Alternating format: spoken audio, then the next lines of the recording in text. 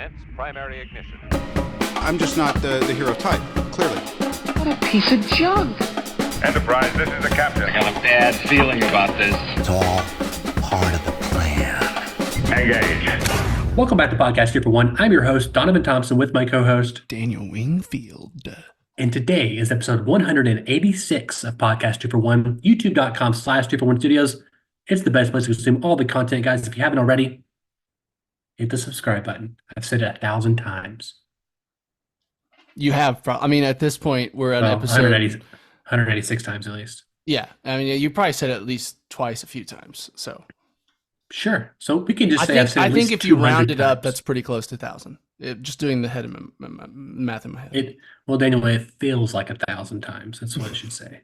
Yeah, and that's what counts. How it feels is more important than what it is. That's my motto for life. Yeah, emotion. We'll go with that today. More than facts. That's what I say. And if you didn't know, listeners, we are sponsored by Kapow Comics, located at 4047 East Kill Avenue in Sherwood, Arkansas, where they have comic books, collectibles, graphic novels, and of course, special guest appearances throughout the year. Kapow.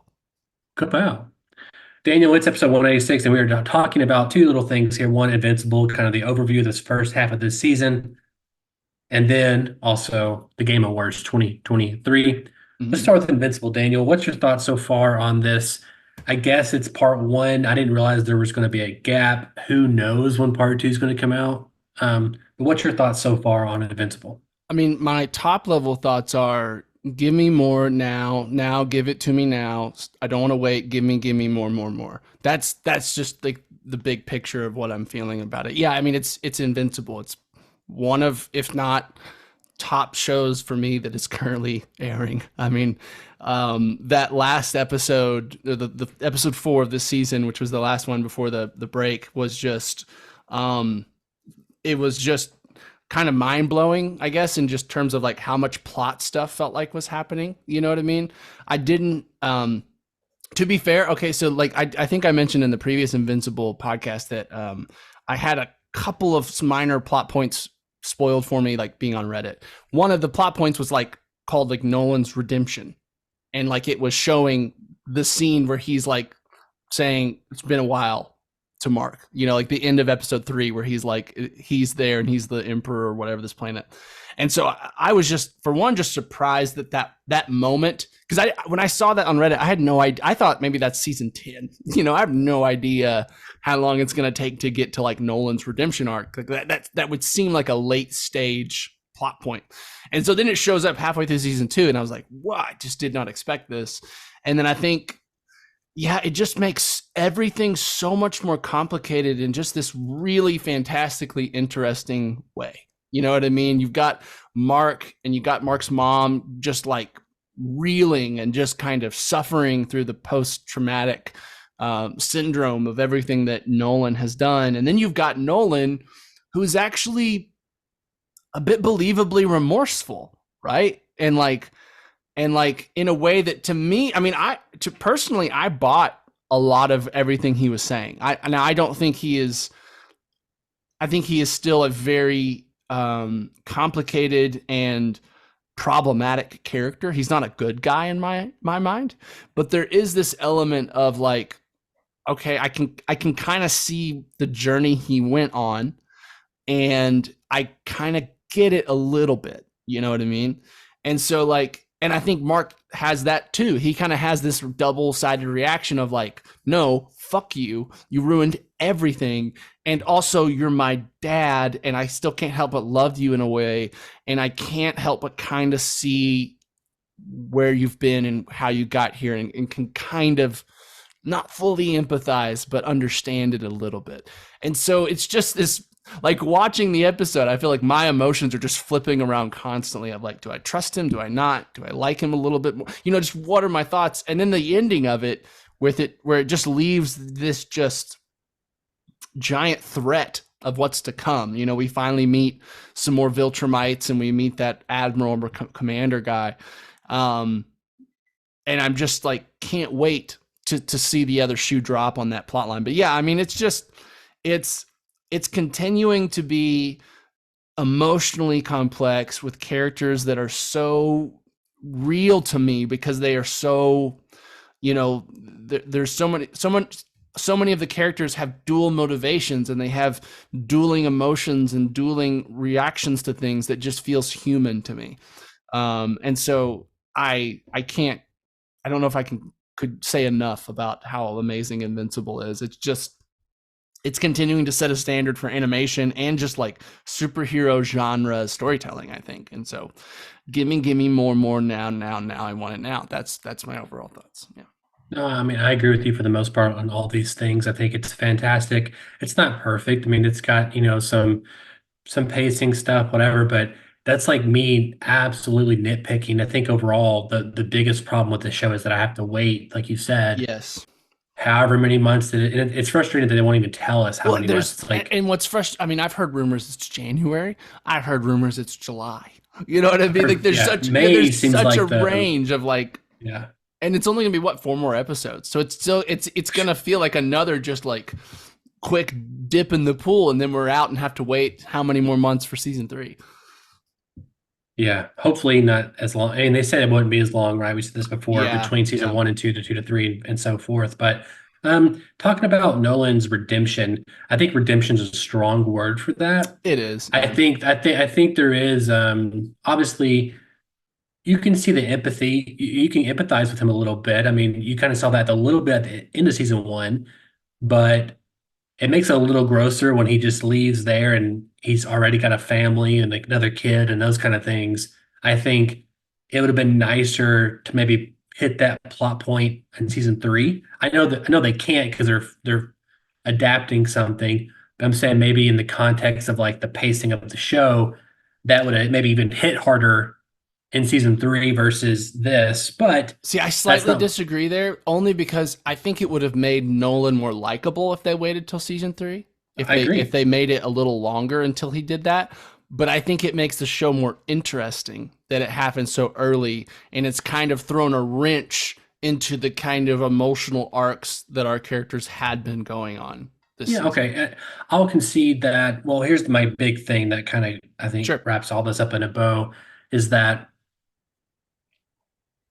Nolan's character, it's hard for us as humans who are hopefully empathetic, and we're seeing all these other humans die. We automatically like he is horrible, whatever. But you have to really, really, in a hard way, look at his perspective at the end of the season, and then also where he's coming out now. Humans like you and me, we have probably no qualms about squashing a colony of ants or a spider. If they're in our way, then they're not the same. Even though Nolan looks like a human, he's not a human. He was not raised as a human. He's biologically not one. And to see what a true version of a Vitrolite is what you see in that final fight there in the part 1.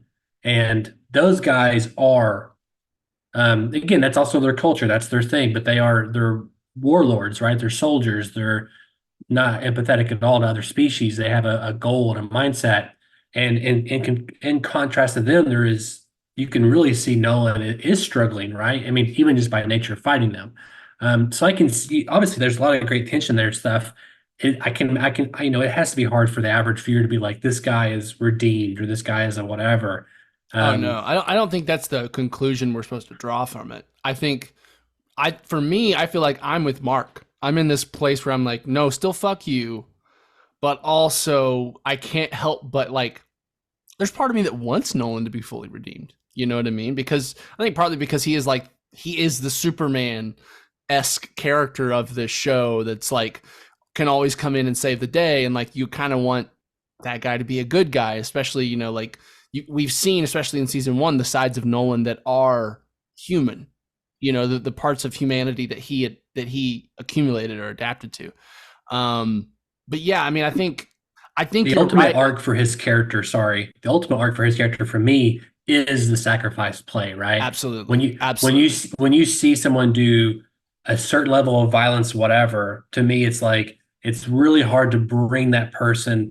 It's like Walter White, right? It's hard to bring that person all the way back to like, he's leading the Avengers. He's the moral person. You can't give them a happy ending, right? You can't just give them a cute happy ending where they live and they're like, you're right. There has to be atonement in the plot for this character to kind of leave you feeling like, okay, like he did a horrible thing, but he at least tried to make up for it, or he did make up for it in this way or that way. I mean, I think you're absolutely right, which I think I mean, that's the thing. I'm, you know, I don't know the comics. And so I'm just like, my brain is going in so many directions for how this could all play out. Right. I mean, like in theory, Nolan could die by the end of season 2 by being executed by the Viltrumites. I mean, he could die off screen. You know what I mean? Like there's a possibility of that happening. And I don't expect that to happen because I think I, like you, I'm hoping for and kind of expecting, like when we started with Nolan in my head, like the show is kind of about Nolan and Mark's relationship. That's like a defining core of the plot. I would think that would fully wrap up at the end of the show, right? But yeah, I mean, like it's just at this point where like I have no idea where we're going next in a really exciting way because I know it'll be Invincible. It'll be good. Yeah, I mean, and also we talked earlier about his arc, right? It's like, am I more like my father than I want to admit in all the bad ways?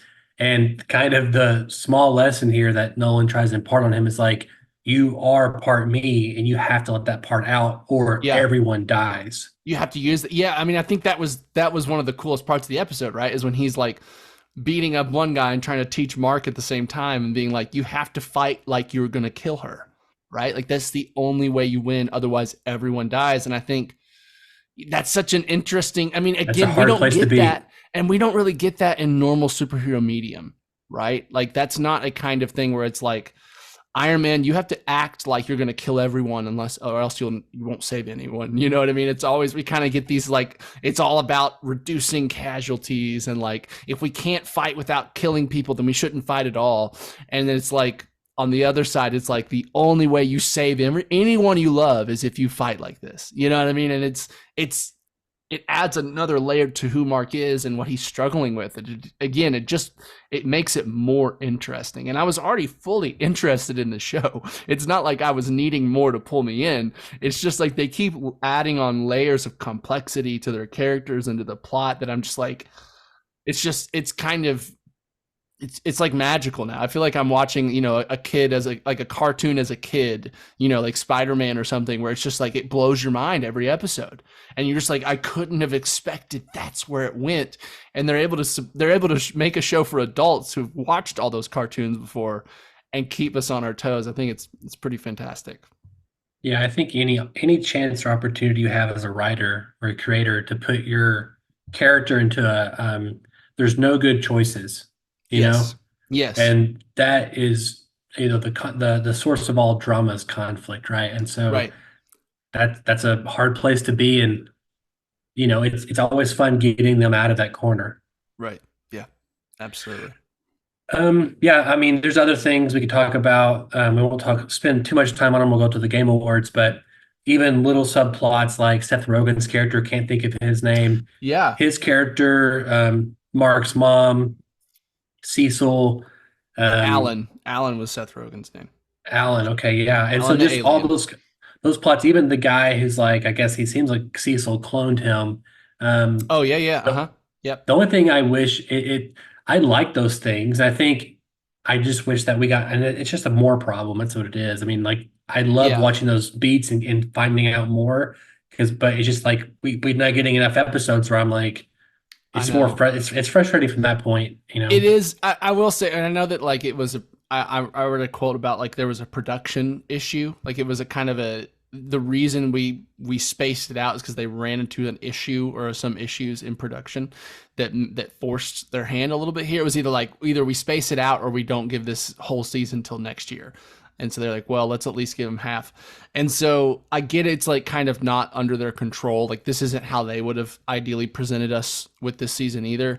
But it does feel a little bit just like not knowing when it's coming back. And like, honestly, it's like, I'm going to have to watch these 4 episodes again before it restarts. Because like by the time it comes back, like you said, all these little plot threads that are very interesting and really fun to watch. I mean, even Debbie's like whole arc of like going to the like dead superhero support group and then Oh, yeah. coming out who her husband and like, no, you're not welcome here. You know, like that stuff's so gripping and interesting and like important for those character arcs but like, yeah, I mean, if this comes out again in May, it's gonna be like, well, I gotta rewatch. Otherwise it's not gonna hit like it needs to, because Yeah. you know, yeah. So it is frustrating. It's not a little frustrating. It's pretty frustrating. It's frustrating that the best show on TV is only giving us a half a season and then an unknown amount of time to wait. That's just like, like, come on, at least make it a not, you know, I don't mind it when the lesser shows are like this, but come on, not the best show on TV.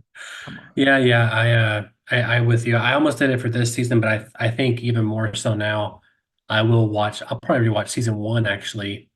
Yeah. And I actually then did that also- with my wife over the summer because she hadn't seen season 1. So I got to rewatch it with her fairly recently, and it was still just like fantastic. And then it's her favorite show on TV now too, which is awesome. Wow. Yeah, That's great. she loves it. She loves Invincible. That's awesome. And so yeah, anyway. Well, I was going to say, let's kind of hop over to the Game Yeah. Awards real quick. Yeah.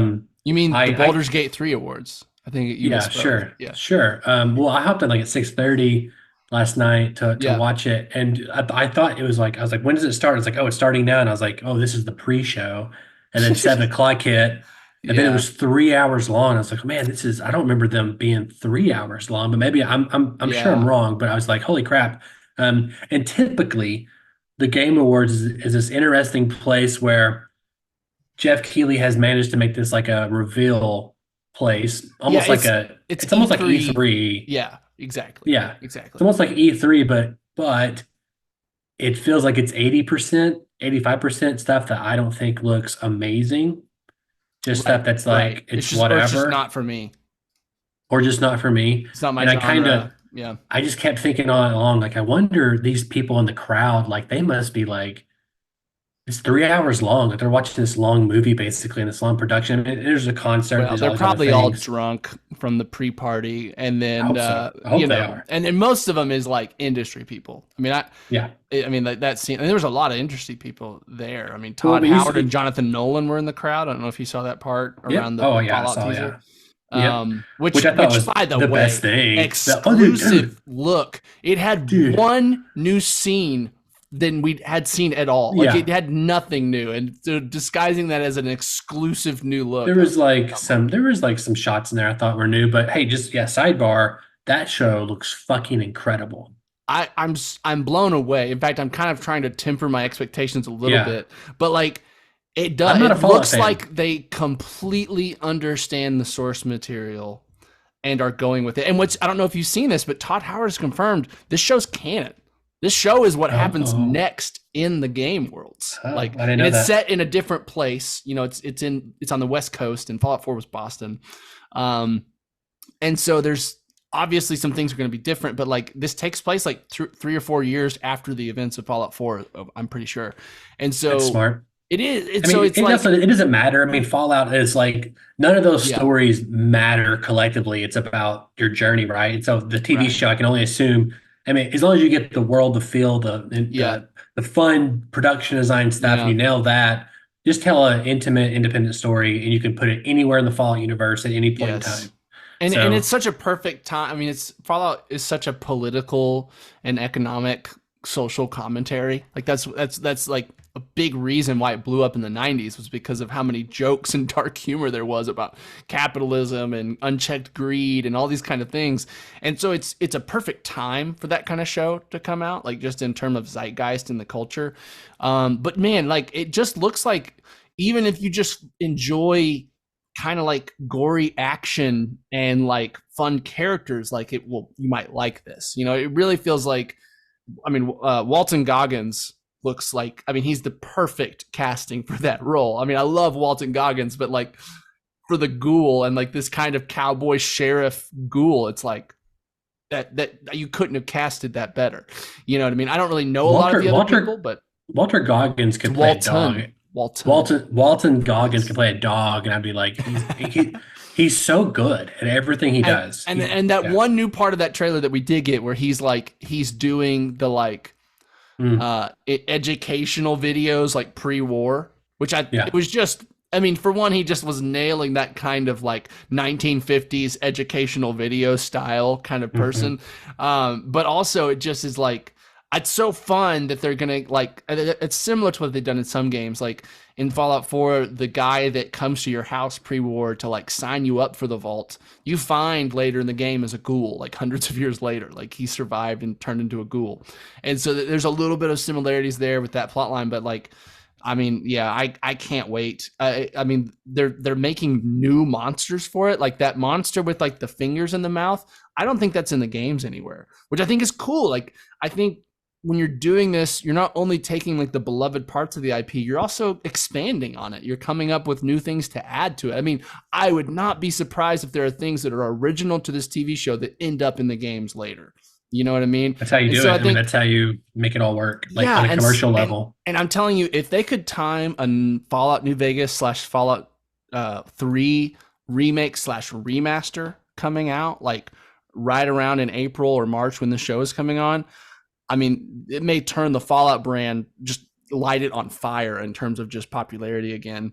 I mean, what the sad thing is, we're probably 10 plus years away from another Bethesda made Fallout game because, I mean, we're at Dude, least 5 to longer 6 than years away from Elder Scrolls, and then yeah. Fallout would be next in the order, but like that's 5 or 6 years after that. So, yeah, it's going to be Yeah. interesting. It's a good time to be a Fallout fan, though, with this show. I mean, I will say that it's pretty much you like from the fandom side, because I'm pretty, involved in the forums, there's very little criticism. Everyone is eating it up. Everyone's loving it. Amazon Prime. I mean, we talked about Invincible just a minute ago. Like they have The Boys, Gen V, Amazon. They have Invincible, Jack Ryan, Yeah. Reacher. They have coming out now Fallout. They're kind of killing it. Like they kind of kill it in a lot of Yeah, I ways. mean, we will overlook the most expensive TV show of all time that they are also making that is not killing it, because that is a little bit of a blotch on the record Well, there. I forgot about it. It tells you right there. That tells you how bad it's doing. But Yep. I agree, and yeah, I mean, can't wait. You Can't wait can for that you show. can not like that show for whatever reason, but you can't disagree. It's not probably the best looking show of all time. Oh, it's fidelity wise and visual wise. I mean, it would be interesting to like compare it to Avatar 2, honestly, like those Yeah. two, like which is got more good looking CGI, because they're both not Probably Avatar 2. Probably so. Yeah. Probably The so. reason why that show, I think it's separated, is that it's doing live action stuff like the background. I think that's what that's. Yeah. They're using the old techniques that made Lord of the Rings popular, but from a modern day Yes. technology aspect. So that's why it looks so good. Obviously, the CGI is incredible. Avatar 2, though, it's not an amazing story, but damn, the Yeah. visual effects on that thing are just like it's hard to comprehend. First of all, It is. speaking of visual effects, Dan, the other thing that stuck out to me at the Game Awards, and I learned this afterwards, but like the OP thing from Kojima, OD. OD, sorry, it's not the kind of Yeah. game I want from him, because I just want Metal Gear Solid, but Right. he's moved on from that. But that apparently is just Unreal Engine 5. That wasn't actors. Like that was That wasn't that was the- mocapped. Surely it was mocapped. it was mocapped, but that was not. It was Yeah, I mean, computer it did, generated. Oh, no, yeah, I saw. Yeah, I looked. I mean, it looked really realistic, but I thought it was. I thought it was. I didn't think it was real. I thought it was real. I thought it was real with like just a spotlight Sure. to kind of make it. Anyway, I thought I was Yeah. like, oh, this is just a trailer of actors doing weird shit for Kojima. And I'm like, It was oh, a it's freaky actually. ass trailer for what it was. Like for just Well, yeah, being it faces was. screaming at the screen. Like, would you Yeah. think that doesn't sound interesting or scary? It was very creepy. It's creepy, and also he come out of the door, which reminded me of the PT Silent Hill thing. So I'm like, Yeah. if he can tap into that, and then also you have Jordan Peele, which who knows what that means when I say I know. collaboration, because especially when there's a language barrier like that, and they're both super busy. Well, it also Like- makes me think that this game is like not a traditional.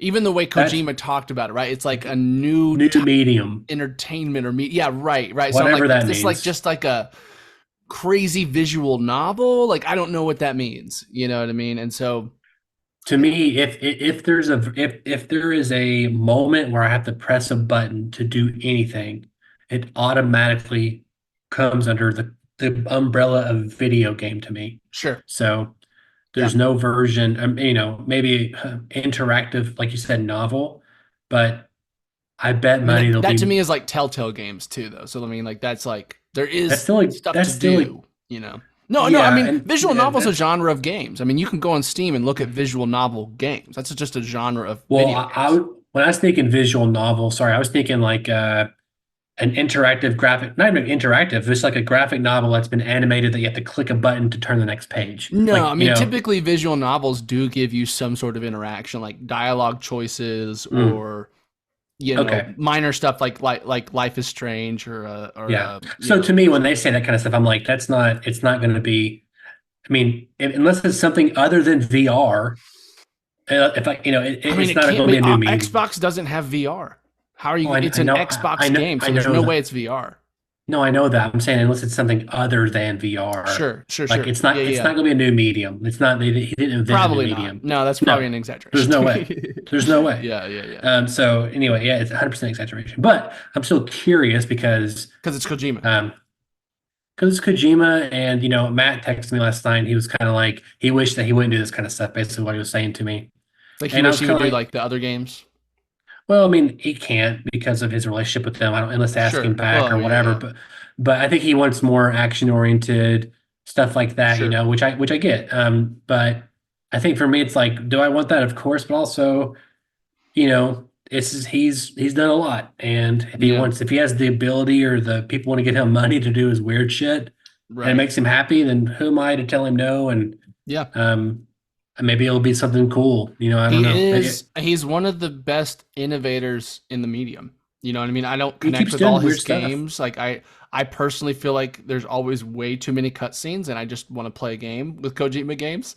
And You would not so, like MGS4 then? Damn. no, or five. I tried to play five because it was like free on like Games with Gold or something, and there's like 3 hours of a cutscene to start the game, and I'm just like, I sat down to play a game tonight, and it's 10 p.m. and I need to go to bed now, and I haven't played anything yet. You know what I mean? Like that. Dude, But final that's just cutscene. me. I know that like, I'm like to Yeah. some degree an outlier. Like Kojima is a god of this industry. To be fair, like what he has done and what he continues to do. Yeah. So I am Well, absolutely Metal Gear Solid 5 is a poor example of his gameplay wise, Sure, it's the sure. best, but story wise, it's the worst. And we can get in a big debate on all that as another point. Sure. But let's talk about the winner tonight, Baldur's Gate 3. You and I both kind of talked privately, maybe on the pod, I'm not quite sure. I was like 99.99% sure that Baldur's Gate was going to win. That's Yeah. me. I saw more footage last night than I saw the game, period, because I didn't care to look it up. I knew what Sure. kind of game it was. But just from everyone telling me, everything else, what I was reading about it, I was like, yeah, it seems like it's nailing everything it's asking, it's asking of its interface, also of its players. And, as much as I would love something like Resident Evil 4 or Spider-Man 2 or Alan Wake to win because I like those IPs and those Sure. were the games I did play this year. It's, Spider-Man 2 didn't reinvent the wheel as much as I Right. love it. And, Right. Alan Wake 2 is pretty odd, and I thought it had the best second chance for sure. And I thought And it still walked away with some good awards. I mean, what did it Yeah. get? Like best horror, I think. I don't know. I I think think it won best narrative.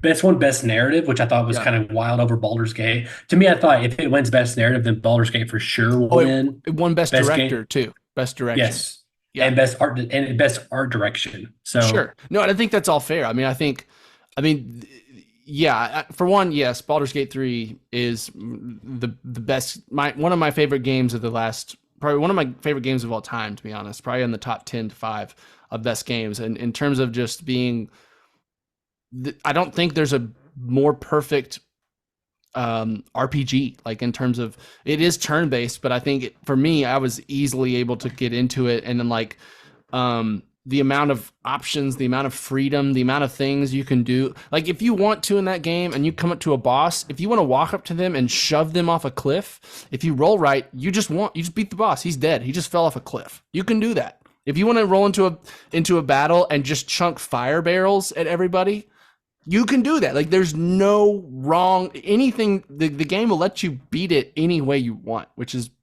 really cool. And then yeah, the the characters that like the companions that you take are some of the best, most well written companions ever. I mean, like going up against like KOTOR and Dragon Age Origins and Mass Effect games where you have these really interesting, nuanced, cool characters. I mean, like the ones in Baldur's Gate 3 are just at a different level. I mean, Neil, I'm blanking on his last name, the guy that played Astarion, who's this queer vampire in the game, and he's just incredible. But it's like, I mean, his story is about being taken advantage of and being abused, and then becoming an abuser himself because he never dealt with that. Like that's his story in this, but it's all wrapped in this like was a vampire's thrall and then he escaped. Like it's all in this like fantasy wrapping paper. Was he the best performance winner? Is that who that was? Yes. Okay. He was. Okay. And so it's just stuff like that where you're just like you watch the cutscene for the characters and it's like the mocap is perfect, but then just the delivery and the thought and the writing that went in to make these characters fully fleshed out is just jaw-dropping. And then it just executes the whole time. So yeah, I mean, Baldur's Gate 3, I think it won best multiplayer, which was funny. I did not expect it to win best multiplayer. But the cool thing is you can play that entire game multiplayer. Entire game. You can just, with a friend, they create a character, you create a character, and you guys can, on your different machines, go and do things together, split up and do things separately. Like it's completely playable as a multiplayer game, which is awesome. And then it won best RPG, best game, best performance, player's choice, and then one other one I can't remember. Either way, yeah, Baldur's Gate 3 was amazing. But yeah, Alan Wake deserved a lot of love too. I mean, I think that game is horror, so it's a genre game, so it doesn't appeal to everyone. And then also like it's the universe of Alan Wake is big and complex, and I think can be difficult. Like for me, it's like I would be interested in playing Alan Wake, but I feel like I need to play Alan Wake 1 and Control first to even really appreciate it. You know what I mean? And so there's a little bit of a barrier of entry there. But I'll say as a huge fan of Alan Wake and Control and the mythology, and I've been obsessed with it for like since it came out. I mean, I'm a huge Alan Wake advocate. I still feel like it gatekeeps me sometimes. Sure. And right. so there's just a perception of it's so complex, like will I understand it? Right, kind of thing. And I'll say this, Alan Wake 2 does a great job of it gives you the bare bone information. Sure. Yeah. To get in there and say bare bone. And what's fascinating about it is I almost recommend it. It's probably better just to play Alan Wake 2. Sure. Because, and not all the other stuff, because the other stuff, it's very deep mythology, but it makes no fucking sense. So it's right. It's almost better to just play it without all the other baggage, because then you could just kind of enjoy the weirdness and the ride. Right. And that's the thing about Alan Wake 2 is that it's not reinventing the wheel in terms of like the horror genre mechanics. Right. But what it does do is something that Remedy does, which I like about them, is that every game they're trying to just do some interesting mechanics in terms of how you absorb information, how you're presented things visually, gameplay wise. And there's they did the song from the Old Gods of Asgard in there. And spoilers, there's a moment in the game where it's one of the coolest things I've seen a game do in terms of how you experience this concert. You experience that concert in the game, and it's cool. It's so interesting. And if you ever listen to Kind of Funny, Greg Miller, he also had the same similar thing. He like stopped the game and got all the people and said, "You have to watch this moment in the game. It's so different." And like Remedy does that. They're like, "Who cares? This doesn't make any sense. Who gives a fuck?" Even as someone who hasn't really gotten into their games, I have so much respect for why am I just blanking on the name? Remedy. There it is.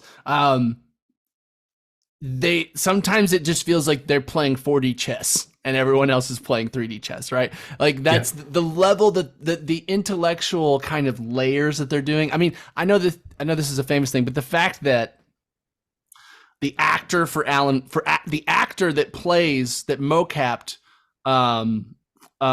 Max Payne. Max Payne is another actor in this, but in Max Payne he has someone else voice him, which is the exact same guy who voices him in this. So you've literally got the Max Payne character with the Max Payne voice playing two different characters in Alan Wake 2. You know who that is, right? Oh yeah, yes. It's the Sam director Lake. of the game. It's the director of the game. Yes. So he last night on the thing, he goes out there and he does the dance. Yes, I saw it. It was great. Yes. They all do that in the game. I'm telling you, Yeah. I can't explain it to you, but the moment in the game when that happens, you're like, Kimberly was like, I said, Kimberly, just stop what you're doing. You gotta you won't get this, but watch what's happening. And then she was like, that's so crazy. And then last night I was like, look, they're doing the concert from the game thing I showed you the other day. And yeah. It's wild. It's so cool. And it's like, those are the things that make me want to play it. And I probably will someday. I'm not a horror guy. That's my problem. Is like I get a little scaredy pants. So it's not. I've heard it's pretty scary, man. I've heard it's pretty scary. It has the cheapest thing ever in terms of scares. Where like literally, it will do a video jump, like frame jump from like those old YouTube videos. It does that all the time, and it gets me ever. And I don't get scared playing games. I mean, that's not true. I totally do, but that one gets me because it's like you don't expect it. There's no. It's just a jump scare. Yeah. And they do it all the time. I'm like, what's funny is my son showed me like a 2023 version of one of those videos recently. He was like, "Hey, Dad, watch this video," and he went away. And I was like, "I know exactly hilarious. what happened." Yeah. Like, I remember the one I remember seeing from long ago was one where it was like this shot of a car driving on car the commercial. highway, and it's slowly zooming in. Like, that's the one that got me. And I remember like that was like, late 2010s or something, or early 20s. Anyway, last thing I just want to comment on the Game Awards is it is interesting that Spider-Man 2 got nothing. No wins. They were nominated for 8 and they didn't. And to be fair, I don't think there was any category I was like, well, Spider-Man should have won that. You know what I mean? Like the competition was stiff as fuck. You know what I mean? The only thing I thought, Zelda game, a Mario game, Baldur's Gate 3, which is a game of the generation, Alan Wake 2, which is like this innovative horror thing. So like it had a hard year to compete with, right? In terms of just banger games. But yeah, the only two places I thought it had a chance, and I honestly I didn't think about it until I was in the Game Awards. It's like, let me think about this. Was best narrative, sure, just because on a video game level, it's pretty good, I think. And there's moments in that game where I adore that are just story based, and it's not like big spectacle stuff. It's just like the simple. There's moments where won't spoil it for you, that you're Peter Parker, but you're like in high school and you're like doing high school stuff. But the way they present it to you is so cinematic and so fun, and there's a lot of. And so anyway, I was like, oh, it could win this, but I was like, there's no way it beats Baldur's Gate 3, and then Alan Wake wins, which. Alan Wake, again, it wins because it's taken this weird Twin Peaks style at it. That's why that wins, not because so far I'm at the very end of it. I haven't played it in 3 weeks because I've been so busy. Every night I'm like, should I play? Should I finish it tonight? I still haven't yet. Yeah. I'm like, it's not the best story game of all time. It's just it presents narrative to you in an interesting way. Well, I mean, you're switching between characters and like but the stories are intertwining. Yeah, I mean, it's like it is an innovative style of narrative. Well, right? it's that, and it's like a case board, right? You're constantly I love that part. Throwing up stuff on there, but it's the Mind Palace kind of shit. Yeah, but honestly, it's more. It's more fluff than anything. Like it's just regurgitating what you just learned. Sure. Through so it's not super complex, even though it looks complex. It's not. Yeah.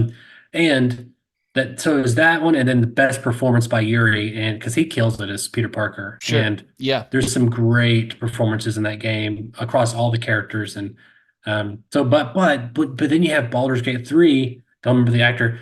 He has to have so many more lines of dialogue he has to do. Oh yeah, I mean, like because he has two or three different versions of every line. Does he? Right. I mean, that's the thing is like because that game, just like Mass Effect, it has like affinity levels. Like how much does this person like you? And if they Right. really like you, they deliver the same line like this. But if they don't like you, they deliver that same line like, way differently. Yeah, but you're right in that like it's almost not fair because for an RPG with like companion characters that have fully fleshed out stories, I mean like and plus it's like it's at least a 60 to 80 to 100 hour game. Spider-Man's what, 40 or maybe 30? You know what I mean? Like No, not no, to platinum it is like 22 hours, I 23 did, I hours, was seeing a little bit of stuff on Reddit, how on some of the Spider-Man Reddits where a lot maybe of people 30. are saying it, and this is a little bit new of a take to me, but a lot of people were saying they thought it wasn't as good as one, and that's that. I don't, either way, a lot of people were complaining about the length. They were saying it's like 20 hours shorter, which Yeah, I but can part of get it, a little bit, but yeah, I I'm not mean, 100%er either, so it wouldn't just mind. it's shorter in a lot of ways, but primarily because the mechanics allow it to be shorter. Mm, Because like it has the best fast right. travel system of all Yeah, time. I've It's seen that. instantaneous, and Yeah, it's so really cool. when you do something like that, you're already cutting out hours of just That makes sense. load Just times swinging around. and Yeah. swinging. Yeah. I mean, so that alone changes the literal game of the flow of it. But also, when you're doing like 15 Silver Sable areas, Yeah. Yeah. now you're doing 5, Well, right? and like I said, And going back to that's better, you're right, you for sure. No, that's absolutely for better. me, anyway. It would be for me, yeah. Going back to like just the performance one, it's like it is. I mean, as much I'm sure I can't. I'm not gonna say it. Urinthal? I don't. Maybe it's it. Yuri Urenthal, maybe. I'm sure he did great. And Peter Parker Spider-Man I mean, I love Peter Parker. He's the everyday man. He's relatable. He's wonderful. But that versus a guy who is who versus an actor who has had history of abuse in his own personal life, playing a character that also has that in their life. And also to a degree, I mean, I'll just say too, Yuri Urenthal had a very successful career before Spider-Man. No one knew who this Neil guy was. No one. He did not have no one knew who he was. And now he's like a household name. You know what I mean? And so I think that even speaks to just the level of performance he gave, But I mean, there's 2 more things. Yeah, go ahead. Oh, go ahead. No, I was just going to say overall about the Game Awards. I mean, I think everything we're talking about points to that it was just a banger year. And like, at the top level, the best games that were just like in every genre. I mean, honestly, we didn't get a great FPS this year, but other than that, almost every genre, the best line of the night, which is the first 5 minutes, was when the actor for Kratos said, "My speech last year was longer than the Call of Duty campaign." When he said that, I lost my mind, and the crowd was like, "Ooh!" And I was like, "Oh, we're going to start making jokes. Like this is like it's become like the Academy Awards where we're going to burn everybody." And nothing like that happened the rest of the night. But I thought it was fucking brilliant. That's amazing. I didn't catch that part. I mean, that's really funny. Best line of the night. But really, like outside of like sports games and FPS games, which are just putting out stuff every year to add nauseum, almost every genre. I mean, action adventure, you got Zelda. Action, you've got Spider-Man. RPG, you've got Baldur's Gate. Horror, you've got Alan Wake 2. Family platforming, you had Super Mario Wonder this year. You know what I mean? Like, which me and my son are still working through, which has been great so far. So it just like was a banger year at a top level, and I think that was pretty evident by the awards for sure. Well, I think for me, big thing too was I told Cameron, I was like, yeah, there's some interesting reveals here, which was one I want to talk about. But I was like, sure, yeah. The thing is like this year is like probably one of the best years of games ever. So like all these companies now have like 2 to 3 years till the next game comes out minimum. And so there's no huge reveals for the next huge game, right? But that being said, I was thinking, I was like, man, Xbox didn't really have a presence this year. And I was like, wait a minute. OD is Xbox. They did. And then I was like, OD's Xbox, and then also we have Blade out, which is I think exclusive. Arcane. Oh yeah, because it's Arcane. Right, which I was kind of like, Matt texted me like, he texted me, I was like 5 minutes behind. He said Blade, and I was like, oh, I haven't got there yet. But I'm like, they did the Left Behind, whatever that game was that we did. well, there's a Oh game after no, that, Redfall. right? And I was kind of like, maybe they shouldn't do Yeah. vampire. They should do Well, vampire it's games. it's funny because that is a vampire game they made, right? And Right. That's what I'm it saying. did horrible. It's still not doing well. And so it is funny that they're saying, well, we're gonna take our experience from making stealth games and vampire games, even though our vampire game was really shitty. But I mean, I think what it seemed to me they were pitching, and I think what most of us are hoping is that this is truly a Dishonored game, which are great. I haven't beat any of them, but I played several of them, and they're really fun. They're really cool. They're not exactly my type of game because if you don't do everything stealthy, if you don't be like you can go stealth or you can go loud in these games, right? Those are both options. But if you go loud, you get the bad ending. And I'm not patient enough to do every mission stealthy. And so like that's just where I'm like, dang, I don't want to do it. It's like I want to play like I want to play, which is like be stealthy up to the point that I stop caring and then just murder everybody. Like Right. that's my style of stealth game. And I like to like, go in typically guns blazing is kind of right, and it is really fun to like the teleporting powers you get. All that stuff's really cool. But yeah, I mean like that kind of game, but we're in a bigger open world and it's Blade. It's also third person too, which is not all of their Which games is- have been first person. So that's an interesting change. Oh, you like That's it? Okay. music. Oh yeah, fuck first person for superhero games. So I'm super excited about that part of it. And I played a couple hours of Dishonored, and when I played it, I remember being like, I love this, and I never picked it up because I was like, I don't have the time for it. Right. I was super excited for Deathloop.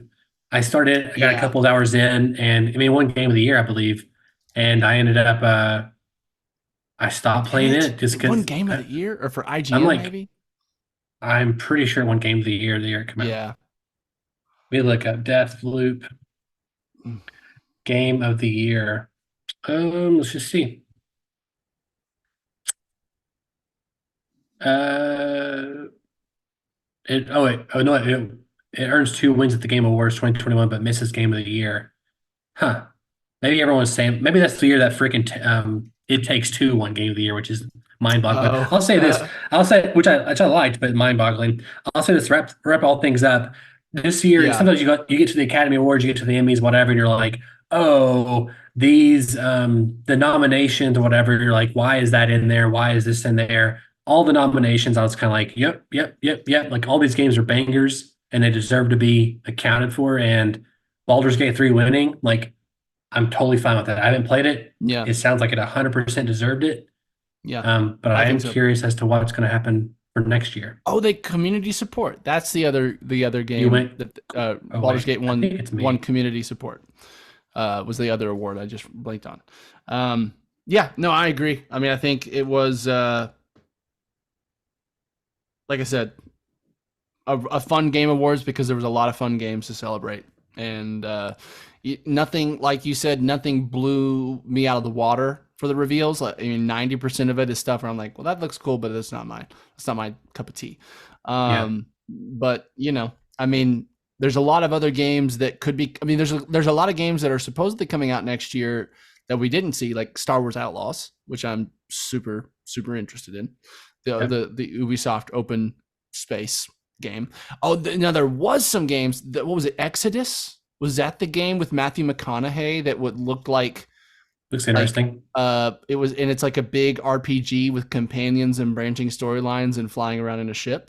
So it's like it, and it's with a bunch of ex Mass Effect devs doing it. So it really looks like I heard a lot of people saying like this is the true spiritual successor to Mass Effect, which I'm like, cool. I want to play that now. You know. So there were some things like that, but I don't know if we'll even get that next year. That may be 2 years or 3 years away. So Almost all the reveals said 2025 on them. I was kind of like, oh, yeah, okay. but that's what they're I mean, like, you know, it's like Well, that thing where like, what game doesn't get delayed anymore? By at least. I'm hoping it's them being like, they're trying to account for that time that they end up always needing. But you know what's incredible is that when you see stuff, and maybe that was an ad, and maybe that wasn't part of the Game Awards, but like Microsoft paid a lot to have like Game Pass, those kind of stuff. Oh yeah. And you see Starfield up there, and it's like, here's the reviews 10 out of 10s, whatever. And I'm kind of like, Oh man, that was and I'm such a like, weird ad that they put there. And then, well, what was so that master, to me that it's was a a really tone masterpiece. deaf moment. That was a tone It's a deaf moment masterpiece. because Blah blah blah. And I'm like, it's not yeah, really nominated for much of no, anything. it And it did was, it did it get nominated for Game of the Year, which was silly, honestly.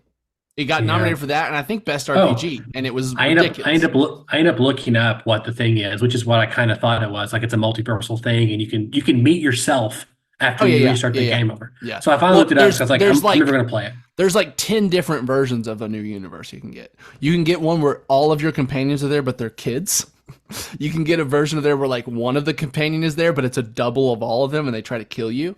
Like and you can get one where you can get a new universe where it's a bunch of your character there. Just a bunch of your character. So there's like 10 different versions of new universes you can get, which is cool. But that also means you got to play the game, and it's random every time. So there's no guarantee in the first 10 times you beat it, you're going to get the 10 unique versions. You know what I mean? Yeah.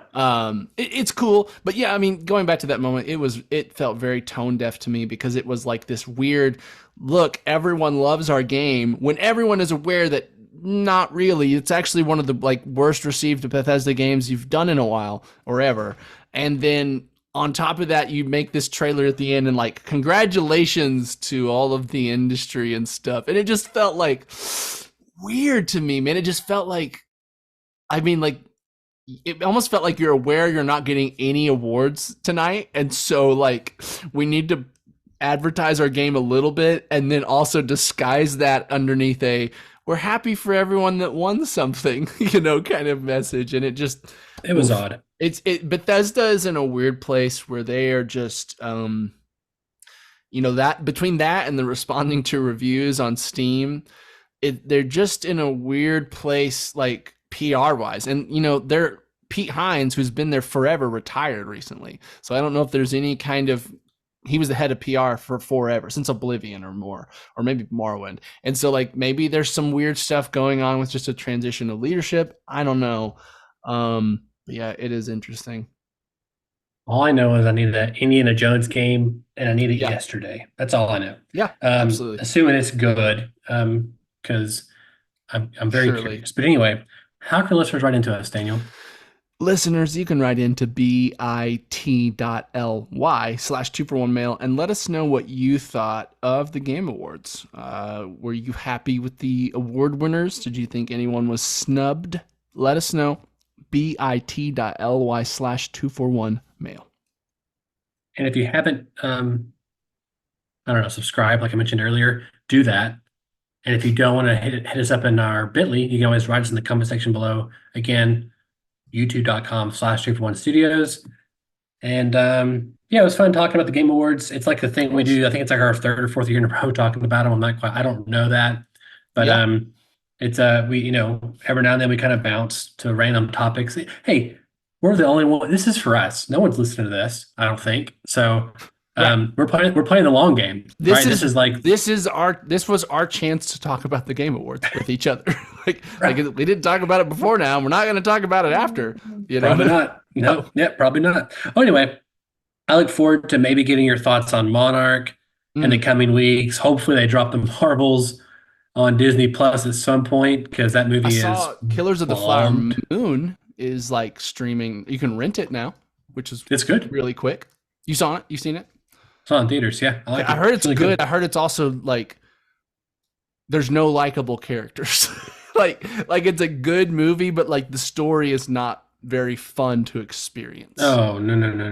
No, the fun part's the filmmaking and the acting. That's the fun part. Yeah, But yeah. no, there's no. It's not I mean, like other than, Goodfellas where you're like telling a story about tragic characters, but you have fun along the way, kind of thing. It doesn't sound like Yeah, it's some slimy characters, but no, I saw it in theaters and it didn't feel like 3 hours, but it was great. I had a good time with it, and it was weird driving back because I'm in Oklahoma now, right? And that's where it takes place. Yeah. Oh wow, interesting. And there's one thing driving around here, there's all these oil rigs and stuff, and they're always mining oil, and like you can see some of like the names of some of these characters on the back of these oil tankers. And I'm like, whoa. Oh really? They like used like historical names in it and stuff. Yeah, I'm pretty sure. Yeah, and like Whoa, yeah, so that's it's like wild. so, That's surreal. so yeah, and so I'm like, whoa, that's weird because I Yeah. didn't really pay attention to it until after I watched the movie. But anyway, That's cool.